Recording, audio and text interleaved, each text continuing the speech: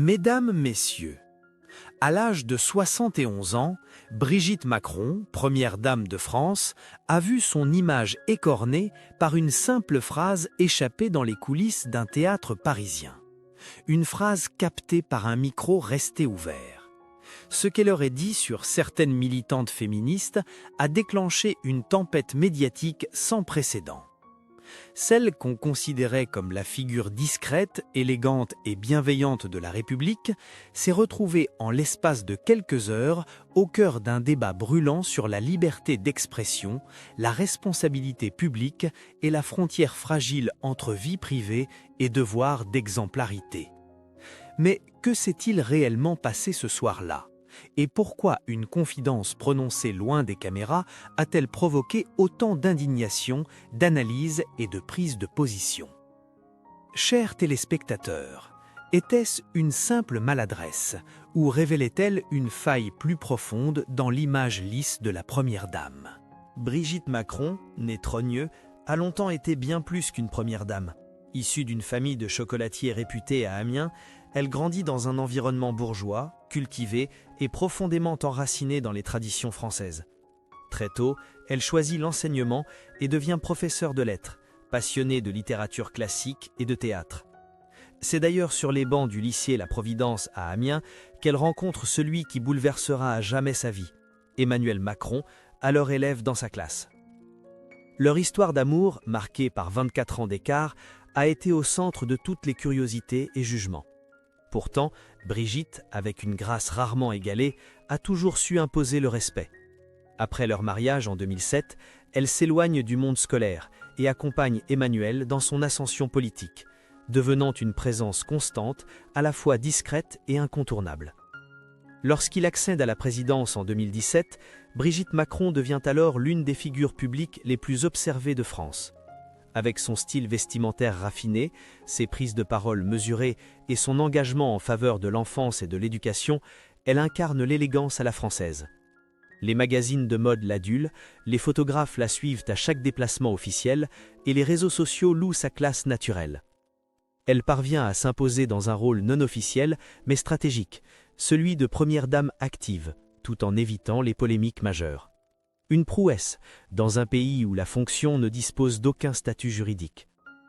Mais derrière les flashs et les réceptions à l'Élysée, Brigitte Macron reste une femme de caractère. Ceux qui la connaissent de près parlent d'une personne franche, vive, capable de défendre farouchement ses convictions. Elle ne supporte ni les injustices, ni la médiocrité. Et à l'inverse de ce que son image polissée pourrait laisser croire, elle ne mâche pas ses mots lorsqu'elle se sent attaquée ou lorsqu'une situation la révolte.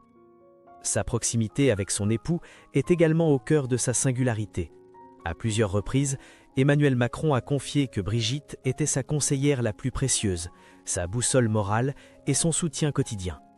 Elle lit tous ses discours, l'accompagne dans les moments de doute et n'hésite pas à exprimer ses désaccords, même sur des sujets sensibles. Ce rôle de confidente de l'ombre, ajouté à sa position publique, a renforcé l'aura de mystère autour de Brigitte Macron. Elle fascine autant qu'elle divise. Certains la voient comme une femme courageuse, libre, moderne. D'autres la considèrent comme influente à l'excès, voire calculatrice. Ce contraste contribue à alimenter l'intérêt permanent que les Français lui portent. Jusqu'à récemment, malgré quelques critiques sur son influence supposée à l'Élysée ou sa discrétion sur des dossiers brûlants, Brigitte Macron avait réussi à préserver une image relativement intacte. Jamais impliquée dans une affaire publique sérieuse, jamais prise à défaut dans une déclaration malheureuse. En somme, une figure apaisante dans un paysage politique souvent tendu. Mais l'incident du théâtre parisien a tout changé. En une nuit, la barrière entre le personnage public et la femme privée s'est fissurée. Une phrase, dite dans l'intimité apparente d'un backstage, a fait basculer d'années de construction d'images, et avec elle, toute une réflexion sur le droit à l'erreur, à l'humanité, même pour les symboles de la République. Le soir de l'incident, Brigitte Macron assistait à une représentation théâtrale dans un établissement culturel parisien de renom. Le spectacle en question mettait en scène un comédien récemment réhabilité par la justice après avoir été accusé de harcèlement sexuel. Malgré le non-lieu prononcé quelques mois plus tôt, la présence de cet artiste sur scène a suscité la colère de plusieurs collectifs féministes radicaux.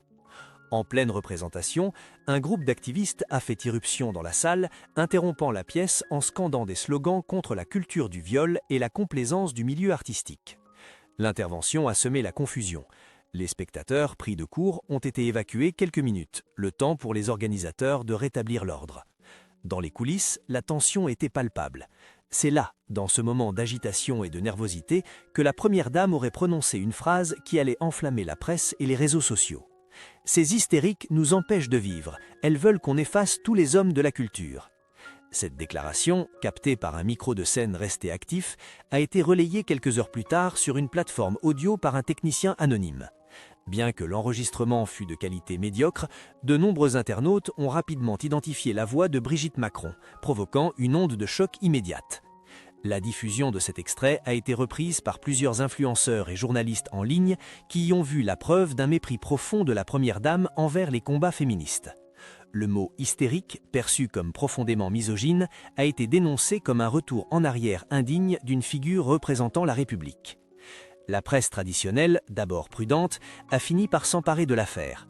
Des éditoriaux tranchants ont été publiés dans Libération, Le Monde, Télérama et même Elle, condamnant une attitude jugée incompatible avec le rôle de première dame. Plusieurs personnalités politiques, notamment à gauche, ont appelé Brigitte Macron à s'excuser publiquement, voire à se retirer temporairement de la scène publique.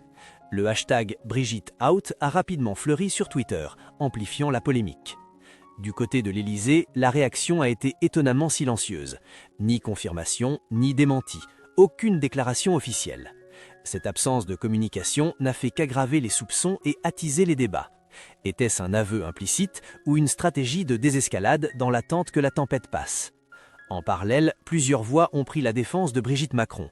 Certains intellectuels ont souligné l'hypocrisie d'une société qui prétend défendre la liberté d'expression tout en fustigeant sans pitié la moindre erreur verbale. D'autres ont rappelé que les propos avaient été tenus dans un cadre privé, dans un moment de stress intense, et qu'il fallait distinguer les convictions réelles d'une réaction émotionnelle. C'est à ce moment-là que Pascal Praud, journaliste phare de CNews, est intervenu dans le débat. Dans une de ses émissions les plus suivies, il a ouvertement critiqué la meute médiatique et l'hystérie collective provoquée par cette affaire. Avec son ton tranchant habituel, il a dénoncé l'hypocrisie monumentale de ceux qui feignent d'être choqués alors qu'ils tiennent les mêmes propos dans leur cuisine. Il a aussi remis en question la légitimité des activistes qui condamnent sans procès et refusent toute forme de nuance ou de pardon. Son intervention a redonné un second souffle au débat. D'un affrontement Brigitte contre les féministes, l'affaire est devenue un miroir des fractures plus profondes de la société française. Vie privée contre devoir public, militantisme radical contre institutions républicaines, émotion contre rationalité. Dans certains plateaux télévisés, des personnalités se sont affrontées violemment. Les uns accusant Brigitte Macron de trahir toutes les femmes, les autres la défendant comme victime d'un système devenu paranoïaque et punitif. La tension a atteint son paroxysme, lorsqu'une chroniqueuse, elle-même militante féministe, a fondu dans les larmes en déclarant « J'ai cru en elle, et maintenant elle nous tourne le dos ». Mais une question persistait. Pourquoi Brigitte Macron n'a-t-elle pas pris la parole ? Ce silence inhabituel a été perçu comme du mépris pour certains, comme un signe de dignité pour d'autres. Dans ce tumulte, une chose est devenue claire. L'image de la première dame ne serait plus jamais la même. Alors que la polémique enflait, le silence de Brigitte Macron est devenu un vide que chacun remplissait à sa façon. Pendant plusieurs jours, aucune déclaration officielle n'est venue dissiper la confusion ni apaiser les tensions. Les plateaux télé se succédaient, les éditorialistes s'écharpaient et les militants, des deux bords, occupaient l'espace médiatique avec une vigueur rarement vue autour d'une première dame. Le pays semblait suspendu à une parole qui ne venait pas. C'est dans ce climat électrique que Pascal Praud, figure controversée du paysage audiovisuel français, a décidé de reprendre la main. Sur CNews, dans son émission matinale très suivie, il ouvre l'antenne d'une voix calme mais déterminée. Son regard est grave, son ton solennel. « Il faut qu'on se parle franchement », commence-t-il. Ce qu'il se passe en ce moment est le reflet d'une société malade de sa propre exigence morale. Pendant plus de 10 minutes, sans interruption, il déroule une plaidoirie à contre-courant. Il dénonce une chasse à la pureté qui empêche toute parole spontanée, une société où la moindre phrase sortie de son contexte devient une condamnation à perpétuité. Il rappelle que la femme qui est aujourd'hui clouée au pilori est aussi celle qui, pendant des années, a travaillé bénévolement pour l'enfance malade, pour l'éducation inclusive, pour les jeunes autistes. Et surtout, il pose une question qui glace l'audience. Avons-nous encore le droit de parler comme des êtres humains ou sommes-nous tous devenus des statues à surveiller? Le plaidoyer de Pro ne laisse personne indifférent. Certains l'accusent d'alimenter une culture du relativisme, d'excuser l'inexcusable. D'autres y voient un acte de courage, une tentative de rééquilibrer un débat devenu fou. Dans les jours qui suivent, plusieurs chroniqueurs prennent le relais. Le philosophe Alain Finkielkraut déclare que Brigitte Macron n'a rien dit de plus que la moitié du pays pense de tout bas. L'écrivain Pascal Bruckner évoque une dictature de la vertu où toute nuance disparaît. Mais l'impact le plus fort vient peut-être de la base, des anonymes, des citoyens ordinaires qui commencent à poster des vidéos de soutien, des témoignages, des phrases comme « Je ne suis pas d'accord avec elle, mais elle a le droit de s'exprimer ». Une pétition en ligne est lancée pour le droit à la parole privée des figures publiques. En 48 heures, elle recueille plus de 250 000 signatures. Pour autant, la crise n'est pas finie. Les féministes radicales ne désarment pas. Elles organisent une manifestation silencieuse devant l'Élysée, brandissant des pancartes où l'on peut lire « Silence égale mépris » ou « Une première dame ne devrait pas dire ça ».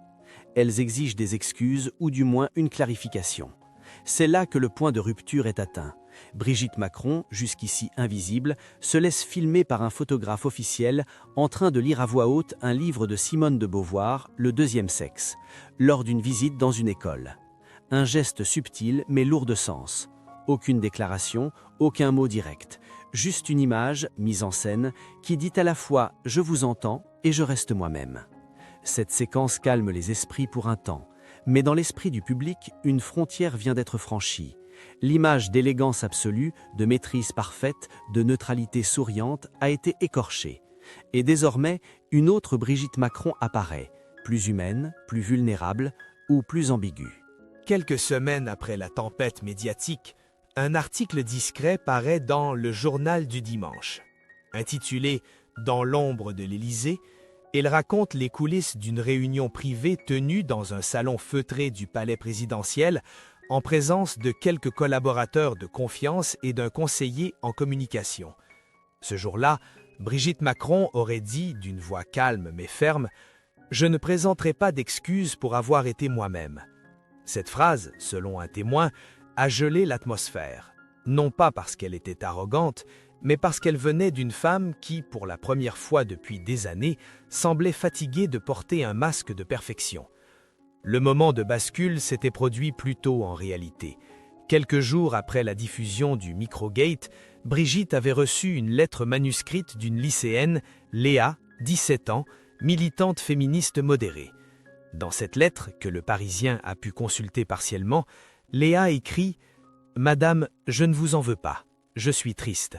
Pas contre vous, mais pour nous toutes. J'avais besoin que vous soyez différente. » Brigitte, selon ses proches, a relu cette lettre à plusieurs reprises. Elle l'aurait ensuite rangée dans le tiroir de sa table de chevet, à côté d'une photo en noir et blanc d'elle et Emmanuel, prise au Touquet en 1994. Ce détail, anodin en apparence, symbolise un repli vers l'intime, une réappropriation de soi. À partir de là, plusieurs petits gestes révèlent une évolution profonde. Lors d'un déplacement à Bordeaux, elle refuse de répondre aux journalistes et ne fait qu'un bref salut à la foule. À l'Élysée, elle annule une séance photo prévue pour Madame Figaro. Elle commence à refuser certaines invitations télévisées, dont une interview exclusive avec Léa Salamé, pourtant confirmée de longue date. Mais surtout, elle décide de faire un geste personnel. Elle adresse une note manuscrite à Pascal Pro sans en informer son entourage. Dans cette lettre, qu'il évoquera brièvement à l'antenne sans en dévoiler le contenu, elle le remercie d'avoir vu au-delà du scandale. Une reconnaissance qui a ému le journaliste, mais aussi profondément troublé l'opinion publique. Certains y ont vu un pacte silencieux entre deux figures très opposées. D'autres ont dénoncé une stratégie de victimisation. Mais pour beaucoup, ce fut un moment de bascule. Un instant où Brigitte Macron, à sa manière, a cessé d'être simplement l'épouse du président pour redevenir une femme faillible, blessée, libre. Et au fond, peut-être est-ce là la véritable leçon. que même les figures les plus scrutées ont droit à leurs contradictions. Aujourd'hui, alors que la polémique s'estompe peu à peu dans le flux incessant de l'actualité, une question demeure. Que restera-t-il de cette affaire dans la mémoire collective? Pour certains, elle marquera une tâche dans le parcours jusque-là sans faute de Brigitte Macron. Pour d'autres, elle aura été une épreuve révélatrice, une déchirure nécessaire dans un costume trop bien taillé. L'héritage de cette séquence ne se mesure pas en points de popularité, mais en lignes de fracture. Elle aura révélé une société française écartelée entre soif de justice morale et besoin de nuances, entre surveillance permanente et tolérance pour l'imperfection humaine. Brigitte Macron, figure publique par excellence, en aura payé le prix fort. Mais cette affaire aura aussi ouvert une brèche, celle d'un débat plus profond sur le droit à l'intimité, même pour ceux qui incarnent la République. Et dans ce débat, peut-être avons-nous tous un rôle à jouer. Chers téléspectateurs, sommes-nous encore capables d'accepter que les symboles aient une part d'ombre, ou préférons-nous les statues lisses, muettes, irréprochables et profondément inhumaines? C'est là, sans doute, que se joue le vrai visage de notre époque.